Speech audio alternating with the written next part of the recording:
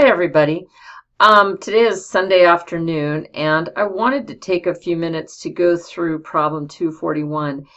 On the vodcast for our last class, I was working this problem out, and I kind of got down in the weeds with the arithmetic and the algebra, and I wanted to correct that for you because I was afraid that it would mislead you at this point. I had originally asked you to correct the math, but I'm changing my direction, and I would like you to watch me rework the math instead. So having said that, let's begin. This is my worked example of problem 2.41. And as you can see, I've just drawn the diagram showing the dimensions and then the two forces. This force is 60 kilonewtons. This force is 40 kilonewtons, I believe. So what I want to do eventually is to find the deflection here at point C. In other words, how far does this part of the bar move? What is the distance that C is different after I apply these forces to when before I apply the forces? And the overarching principle that we use is that each one of these chunks, A to B, B to C, C to D, and D to E, may move individually, but because they are restrained at A and E, the total deflection will be equal to 0. So in other words, if this expands, which it most surely will because it's in tension, and this expands because it's in tension, and this expands because it's in tension, this little chunk is going to have to go into compression from D to E in order to make up for the rest of the movement. So all we're really interested in is what happens from A to C, so how far C expands. Well, the first thing we have to do is to use the principle, the analysis of deflection, because this is a statically indeterminate problem. Now, what I did was I looked at the chunk A to B and B to C, and since it's the same material and the same size, the denominator of the equation for deflection, E times A, or modulus of elasticity times cross-sectional area, is going to be the same. So I computed the area from A to C, pi d squared over 4. Now, to keep my units straight, I turned this 40 millimeter diameter dimension into 40 times 10 to the negative third meters, computed that area, and I came out with 1.2 and some change times 10 to the minus third meters squared. The problem then told me that the modulus of elasticity for steel is 200 gigapascals. Giga is 10 to the ninth, so I wrote that as 200 times 10 to the ninth pascals, which of course is a Newton per meter squared. So I took those two values and multiplied them together. I got a value of 0.25 times 10 to the ninth Newton, because Pascal, Newton per meter squared, times meter squared area leaves us with a Newton. All right, then I did the same thing for C to E. You can see that we have a 30 millimeter diameter, so I computed that area as well, and I arrived at a value of the area 7.069 times 10 to the negative fourth meters, which makes sense because it needs to be smaller than the area of the larger steel, right? There you go.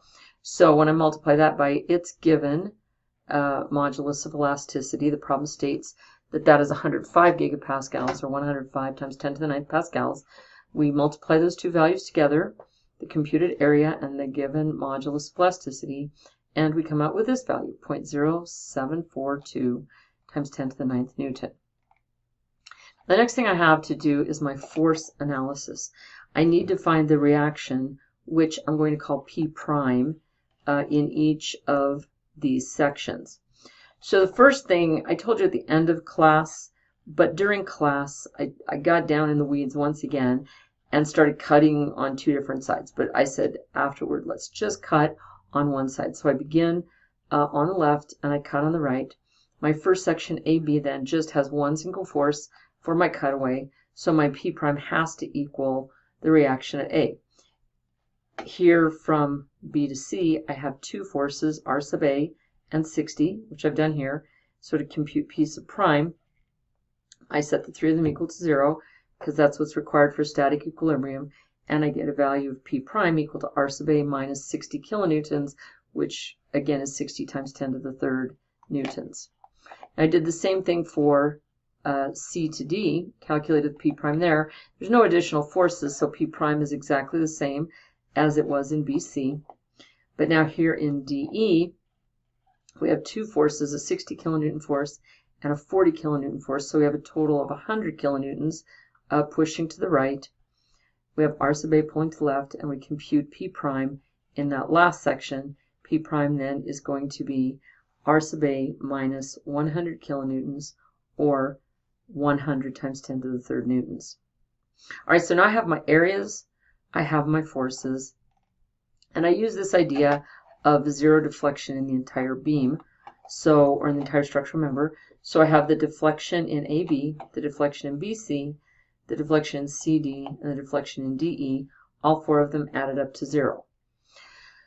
So in AB and BC, the denominator is the same because it's A times E. Similarly, the denominator in CD and DE are the same, so I just combine those in my equation. Now you don't have to do this, but this is one of the places where that arithmetic can get you bogged down. You have a lot of powers of numbers, you have a lot of very big and very small numbers, so I just find it's more concise to do it this way. So I took my PL in the first section, which is R sub A, times the length of AB, and then I added to that the P sub L in BC, which is R sub A minus 60 times 10 to the third, times that length, and I put them all over that denominator. And I did the same thing for the second two pieces. This would be in CD, this would be in DE, with the same denominator. And that's going to be my deflection, my total deflection. Now, the good news here is that I know my total deflection is equal to 0, and so that leaves me with only one variable, R sub A.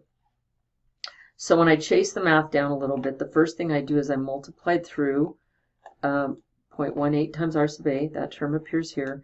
Then I had to distribute this through 0.12 meters, multiplied it by R sub A, multiplied it by 60 times 10 to the third, and so I got something times R sub A, and I got a constant. And similarly over here, I have to take 0.1, multiply it by R sub A, 0.1, and multiply it by 60 times 10 to the third, and do the same thing here. So I come out with some terms in R sub A and some constant terms, and the whole thing is equal to 0. Now in the next step, all I did was I brought my two terms in R sub A together here. 0.18 plus 1.12 is 0.3. Then I have a constant term. 0.1 RA plus 0.1 RA is 0.2 RA. And then I have a constant term over those denominators, whole thing equal to 0. Okay, now at this point, I took this term, 0.3 R sub A, divided it by the denominator, 0.25 times 10 to the minus 9th, to get a new coefficient for R sub A. Did the same thing for my constant term, which is this. Then 0.2 R sub A divided by this denominator turns out to be 2.7 times 10 to the minus 9th times R sub A. My constant term is negative 215.6 times 10 to the 6th. And all four of those terms added together equal 0. So I've combined my R sub A terms. This plus this is 3.9 times 10 to the minus 9th R sub A. And then I added this and this. Like two constant terms, brought them over to the right-hand side. That they become a positive 244.4 times 10 to the minus 6th. And so my value turns out to be, R sub A is 62.7 times 10 to the third newtons, which is 62.7 kilonewtons. All right, so that's the first part of the problem. Now to find my deflection at C, I go back to the idea of adding deflections. However, this time I just add the AB plus BC. So I know now I have a value for my P prime in AB, which is just R sub A, 62.7 kilonewtons, and my P prime in BC, which is R sub A minus 60 from my static equilibrium equations. So that's 62.6 minus 60, or just 2.7 kilonewtons. Okay, so then to find my deflection at BC, or at C rather, I add those two together, still have the same denominator. So now I just have numbers. So I add everything together turns out to be meters. I get 46,416 nanometers. 10 to the 9th is nano, which is 46.4 times 10 to the minus 6, which are micrometers. Now you can look at those values and work through them, and you could also see you could just write it as 4.64 times 10 to the minus 5th meters. That would be equally accurate. All right, so that's it for problem 2.41. Please let me know if you have any questions. I have posted this document, this worked out problem, to our Moodle page along with the video. So let me know if you have any questions. See you tomorrow.